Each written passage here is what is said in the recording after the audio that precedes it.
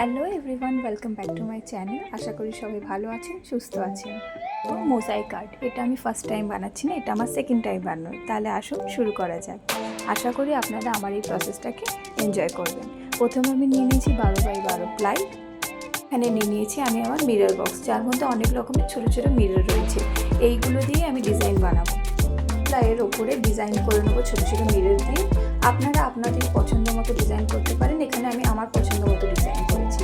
এই প্রসেসটা একটু লেন্দি, এটা করতে আমার অনেকটা সময় চলে গেছে, প্রায় 1.5-2 ঘন্টা মতো চলে গেছে। এটা ভীষণ ইজি, আপনারা ট্রাই করবেন অবশ্যই। আর যদি ট্রাই করে থাকেন তো আমাকে কমেন্টে জানাতে ভুলবেন না। এখানে আমি দেখছিলাম যে কোন শেপের মিররটা দিলে ডিজাইনটা একটু বেশি বেটার হবে। তো আমি বুঝতে পারছিলাম না কোনটা দেবো, তাই জন্য আমি আমার মা বাবার একটু হেল্প নিচ্ছিলাম। তো আমার মা বাবা একটু সাজেস্ট করে দিল যে কোন ডিজাইনটা দিলে বেশি ভালো লাগবে। তো তারপরে আমি ফাইনালি এই ডিজাইনটা করেছি।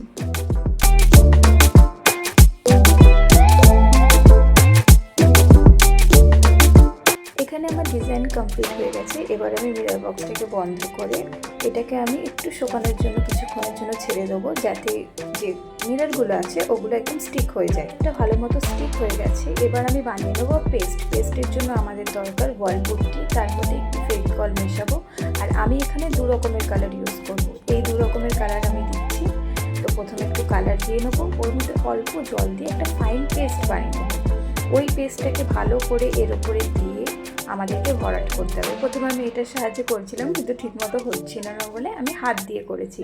তো মিররের মাঝখানে ভালো করে হাত দিয়ে টেনে টেনে করতে হবে, যাতে কোথাও ছেড়ে না যায়, তাহলে জিনিসটা দেখতে ভালো লাগে। এবার আমি এটাকে শুকানোর জন্য পুরো ওভারনাইট ছেড়ে দেবো।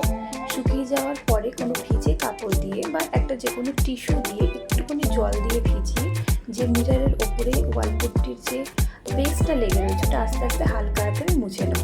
তারপরে এটা হলো ফাইনাল আউটকাম।